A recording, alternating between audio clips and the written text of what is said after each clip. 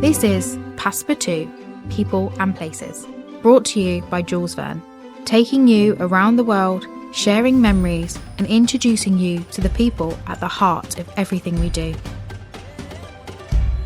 I'm Abby, and in this series I'll be delving into past adventures, inside stories, future journeys, inspiring you to discover the wonders of the world. Hello listeners, and welcome back to another episode of Passepartout, People and Places, brought to you by Jules Verne. I am super excited and delighted to be joined by Charlie, our personal travel expert here at Jules Verne, and we're going to talk all about your recent experience in the Baltics, as well as some of your experiences over the years. You've done quite an extensive sort of list of travelling, so welcome, Charlie. Thank you for having me. So first of all, let's talk about sort of how you got into travel. So what was your first ever memory of sort of going away, and whether it be a holiday or a trip of a lifetime? What can you remember from when you were younger? I think the first sort of holiday I really remember would be skiing. I was about 5, I think. It was actually a Christmas present that my dad got for us. He thought it was going to be a really exciting thing, and then when he unveiled that it was a skiing trip rather than Disneyland, all 3 of us burst into tears. Oh no! So expectations versus reality didn't quite serve for your dad there. But then obviously after the trip, we all had such a great time, and we've been ever since. So I think in the long run, it was actually a good choice from Dad. So was that your sort of first experience then of sort of another culture, sort of different foods and things like that? The first memory I have of like different cultures and things like that would then be our holidays to Menorca. I mean, my family are quite sort of creatures of habit, really. So we go to the same place all the time. It feels like home now, that place. Yeah, it's one of those places where you sit there and go, oh, I'm away from home, but equally it's my home from home, isn't it? Yeah. So actually, family dynamics with 3 children, that can be sort of quite unusual when you think of most hotel rooms are sort of set up for 2 people and then a sofa bed or etc. So did you sort of do different holidays? How did your parents sort of navigate travelling with 3 children rather than sort of your stereotypical 2? We've not really been like hotel families, to be honest, because I think we just quite like having our own space when we're away. And like a private pool and things like that. So it's, fortunate that we've been able to do that. But most of the time it's probably chaos, but it all kind of worked out most of the time. Good chaos. Cool. So moving into sort of the future, now you travel quite independently, sort of friends, partners, things like that. How do you sort of plan your travels now? I mean, I feel like the first thing I normally do, which I don't know if it would be actually the logical way around of doing it, but I always look at like the accommodation first. Yeah. Rather than thinking, right, when are the flights reasonable? Or when do the flights actually go? I'm normally like, right, where is like a nice place to stay? And then if I find a nice place to stay, I'll then try and work the flights around it, because I'll be like, I want that. Yeah. Yeah, I get that. I want that hotel, or I want that villa or whatever it is. I'll then start looking at the sort of things that I can do in the area, and like restaurants and all that kind of stuff, like the little bits and pieces. And actually, like at the moment, I'm going to Sicily in July, and I've started putting together a PowerPoint presentation for my partner, just so that we can kind of have something to look at. And so very organised, very researched. That's how you do trips. Yeah, maybe. I'd like to say it is, but then I feel like it probably wouldn't be. But this time will be different, because I think it's like a week's holiday. Because we did Rome last year, and we had like an idea of how to do it, but it was so intense. It was kind of chaotic, because we didn't really know what we were doing, and we didn't like plan any restaurants or anything like that. So we actually ended up, because the funny thing is, everyone thinks Italy's going to have really good food. But if you don't pick the right restaurants, you'll end up with something really quite bog standard, and it's really disappointing. I remember once being in Pisa, and the Jules Verne guide, saying to me the best thing you can do is go 2 streets back from any tourist attraction because that's where you'll get the best food. Yeah. And I think that's the thing, isn't it? When traveling and trying all these different foods, you have to go where the locals go. Yeah. And actually, the locals are not going to eat in a cafe for €5 more opposite the Trevi Fountain. They're going to, go to their local restaurant that's run by a family member, etc. So, yeah, I think planning and researching where you want to go and sort of having that in your mind is always the best way to go. Yeah, definitely. And just to avoid the disappointment, because obviously sitting down at, I remember we were at a restaurant opposite the Pantheon and it looked really nice, but the food was just like, very average. So atmosphere, fine, but yeah, we should have done a bit more planning before we just sat down at any old restaurant. And is that something that's quite important to you when you're travelling, trying different foods, going to different local restaurants? Yeah. I think like for me, food is like one of the main parts of travel. Yeah. I'm a really big foodie. I love food. I love cooking and all that. So where in the world have you tried the best food? That's an easy one. That would definitely be Bangkok.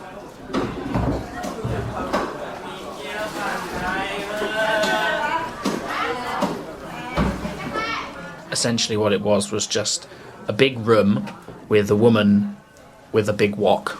Okay. And a gas ring. And then you have these little plastic chairs that are about a foot high. And you sit out on the street with your curry in a little kind of cardboard box or whatever it was that they gave you. And it was, I think it was called Magic Max's curry or something like that, or whatever. And it was a Thai yellow curry. And since that trip, that was in 2018, I've not been able to replicate the curry. I've not been able to find anything at all similar. It just like plays on my mind that's like the best dish I've ever had, and it was just like the simplest thing.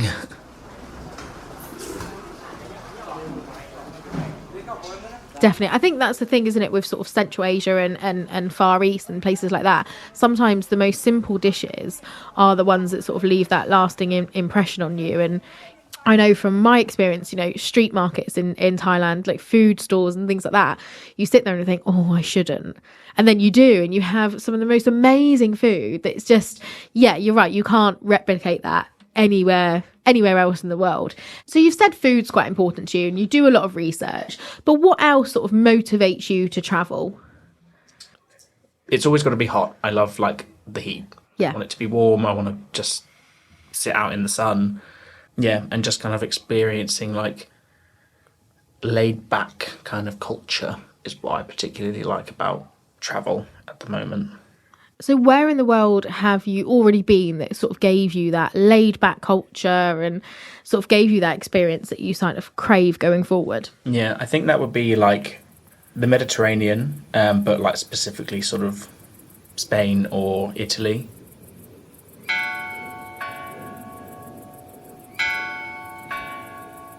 I think like it's just so chilled there, and like everything's really relaxed, nobody moves really quickly, everything's sort of done on a completely different pace. And I think it's quite funny when you see like Brits out there and they're working to sort of London pace, or like how everything to the UK, they're sitting in restaurants and they're getting fidgety because the bill's not coming out quick enough. And I just think like, just chill, like you're on holiday. This is how they operate. Like just go with the flow. Like you're not like what's the rush?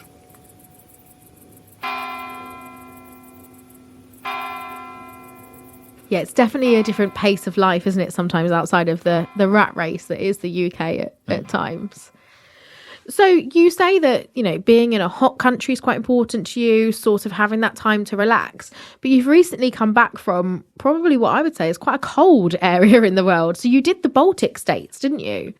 Typically it would be kind of a cold place, but I think we're very fortunate in that the weather pulled through for us, and on our first day in Lithuania we had 25 degrees and sunshine, so that was very unseasonal. Everyone there was sort of like, this is really weird, like it's not meant to be like this is like height of summer. And I think that really helped because obviously we're doing all the walking tours and things like that. So it's just much better if it's not pouring with rain. Or snow. Or snow.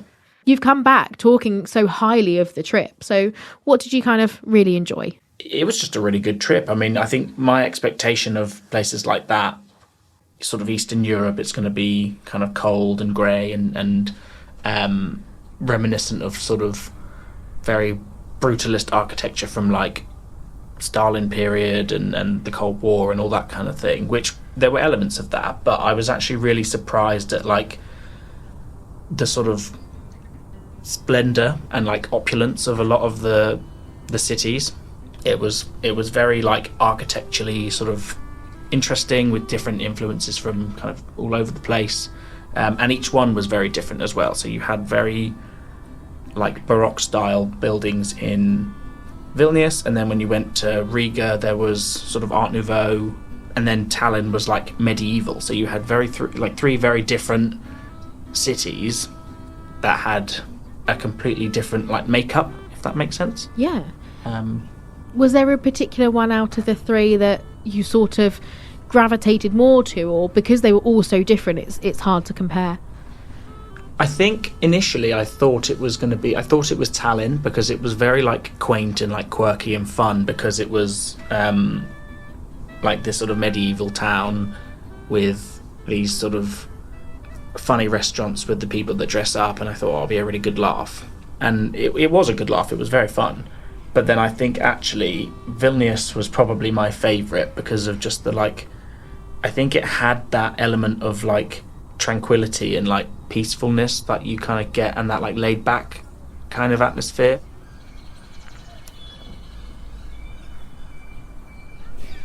It was just so like relaxed, everyone was there, so everyone there was so sort of chilled out, so it was really nice to stroll around and just not be like stuck amongst a load of people rushing around, basically. But you've done lots of group travel before, haven't you, as well as sort of independent. So in your opinion, what's the pros and cons of both group and independent travel?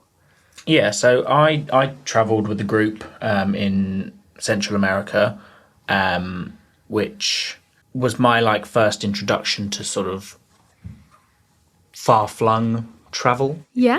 It was the first time I ever left Europe, so I went out to I flew into Costa Rica via New York, and then met the group there.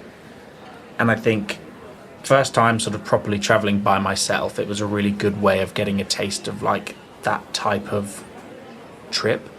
It was really easy going, that all the transfers, like transportation, accommodation, that was all kind of taken care of for you. So all you had to do was just show up every morning, wake up, get onto the coach or van or whatever it was and get where you're going, and then each day you have your you've got your tours or activities or things like that. Obviously there was free time and things like that you could kind of add in your own bits and pieces and do whatever you wanted, so it was a really nice balance. So I think like if you're starting out traveling by yourself and it's a bit of a daunting task thinking about how you're doing it, I would say like going with a group is a really good idea, because you get an idea of like how traveling works, especially in sort of countries that are completely different from your own, and it kind of gives you that kind of confidence and sort of safety in that you're with other people and you've got people that you can rely on, and if there's any issues they can help out. But then there is an element of independence, and I think then the next time I travelled later on in that year, I took my experiences from the group trip and kind of applied it to my own like solo trip. So I did that with 2 other friends. So that was in Southeast Asia. By that point, I kind of understood like how border crossings work and things like that, and like you just have a bit more confidence in sort of approaching things like that and going about traveling, which was actually really beneficial, because a lot of those borders in sort of between the Southeast Asian countries, they can be quite scary and a bit sort of daunting. Like I remember in Vietnam, the transfer took our passports and everyone in the van was like, this is a bit strange, like where is he taking our passports? And we were all kind of conferring in the van, and then he came back and he was like, there's a fee for passport checks that I need to collect of like, I think it was like $2, so not even that much. But then all the people in the van were like, there's no fee, I've looked it up. He's just scamming us. He has to give us our passports back. So things like that are kind of unpredictable. And so, when you're traveling by yourself, that was like that was a transfer that we actually booked on independently, and there are other people in it, so it was helpful that they were there to be like, no, this is right. Yeah. Otherwise, things like that when you're traveling solo can be a bit daunting. So that's like the benefit of obviously going with a group. Then you've got somebody who can be like, right, you'll get to the border, they'll try and charge you, you don't need to pay. And that sometimes is sort of, like you said, that safety, isn't it, of having a guide, especially a local guide, because, anywhere you go in the world, including London, there's going to be someone who's going to try and scam you. Yeah. So I think sometimes having those local guides to go, no, this is a good place to go, this is not a good place to go, kind of really helps. Yeah. So when you were in sort of Central America, what was your sort of favourite memories of that area of the world? I think sort of the Central American countries all have that same sort of free-spirited vibe that you get with like in the Mediterranean, but I think it's like kind of flipped on its head in that they're very like chilled and relaxed, but they're also very like energized and energetic, and everyone loves life, and they're so like happy and like just like want to help and want to chat. So I loved that kind of essence that you got of those places. People have a sort of an idea that like these kind of places, particularly like El Salvador and Nicaragua and places like that, would be like really dangerous. And don't get me wrong, like obviously you need to be sensible and you need to be careful, but they didn't actually have that sort of feeling of like danger or anything like that when we were going around. Obviously we were with the group, so it just felt really like fun, really colourful, and never felt sort of unsafe doing anything. So. And then how does that sort of, going to the other side of the world, how did that trip sort of compare to Far East? Definitely like the culture difference is like a big part of it. And I think just like the busyness is what I noticed the most.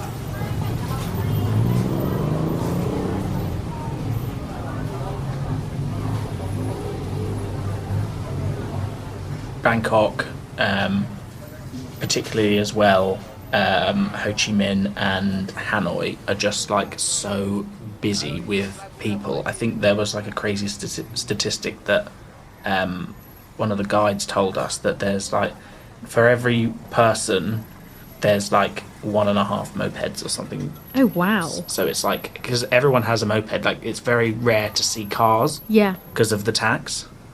And that kind of also makes crossing the street really difficult because they don't really have any like rules really. So it's just like a free-for-all. You just have to walk and they will miss you. And a completely different pace to your first experience in sort of Central America, which is, like you said, pura vida, very relaxed. Yeah. Everybody loves life, compared to Hong Kong, beep beep. Yeah, absolutely. I mean, it's so much like louder, just based on all the people kind of honking their horns. And it's funny because it's like your idea of like horns in the UK, it's normally like a very aggressive thing, but like out in Asia it's just like honk honk, I'm here, like yeah, hello, coming through. Yeah. Rather than like get out of the way now, I'm angry. So sort of looking into the future then, sort of different ideas I'm sure are sort of running through your brain about all these different holidays, and obviously you've got your upcoming holiday to Sicily. But if you could pick anybody in the world, who do you think your ideal travelling companion would be, and sort of why would you take them on a trip? I think to be honest, the only person that's actually kind of jumping into my mind, and I'm not really sure entirely why, but I think it has to do with some of her travel programs that she's done, would be Joanna Lumley. Yes. I feel like she'd be a really good travelling companion just because she's so much fun. Yes. And I think anywhere that you went with her would be like a really good laugh. And I feel like you'd just get stuck in and it would just be like hilarious. Yeah, you would really immerse yourself in the country, wouldn't you, and the people. She's very much about the people and the places, which is obviously, what we're about too. But I think that would be a really good person to travel with. And I think she'd be up for doing like anything. She's quite like a down-to-earth sort of person, so I don't think she'd be too sort of snooty about going to just, Magic Max's curry place in Bangkok and sitting down on a plastic stool kind of thing. I think she'd actually get involved with doing doing it just about anything really. So you and Joanna Lumley, you're sat down, you're planning your next trip. Where are you going to go? What's next? Apart from your trip which you've got planned, where's next? I really, really want to do a safari. Yes. I really, really do. I also would really like to do a Nile cruise, but I feel like the safari is trumping that right now. Yeah, the big five, like Jeep safari out on the plains, that kind of thing. And then I'm also really quite keen on doing one of these like private train journeys as well.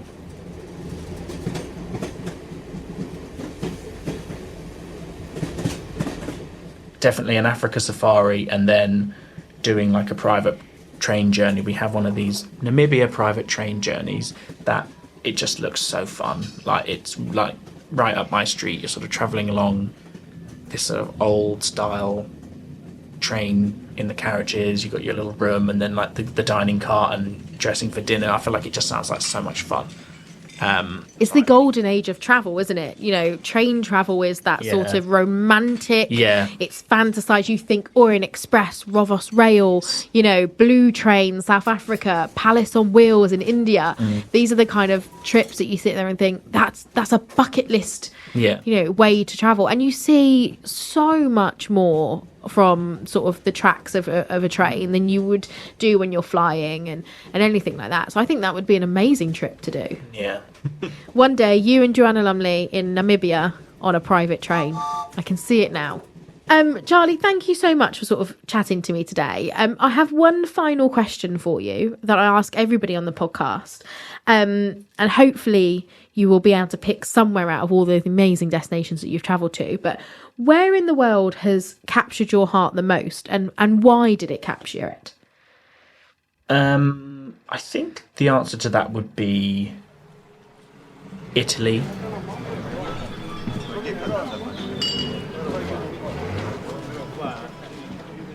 I love the culture. I think the people are really fun. They're really kind. They're really like bubbly again. And it just goes back to that kind of laid back kind of atmosphere, that vibe that you get like being out there. It's just relaxing. It's just calming. It's one day I'd like to be living there. I'd like to do that. That's the dream. That's the dream. Charlie, thank you so much for your time today and joining us on the podcast. I've really enjoyed speaking to you about your Central America journey, Asia, and a little bit closer to home as well. So thank you so much. No problem. Thank you for having me. We hope you've enjoyed the latest episode of Passepartout, People and Places. Look out for our next episode, where we'll be talking to more guests about the people and places that have inspired them the most. We'd love to hear your feedback, so please do get in touch. Thanks for listening.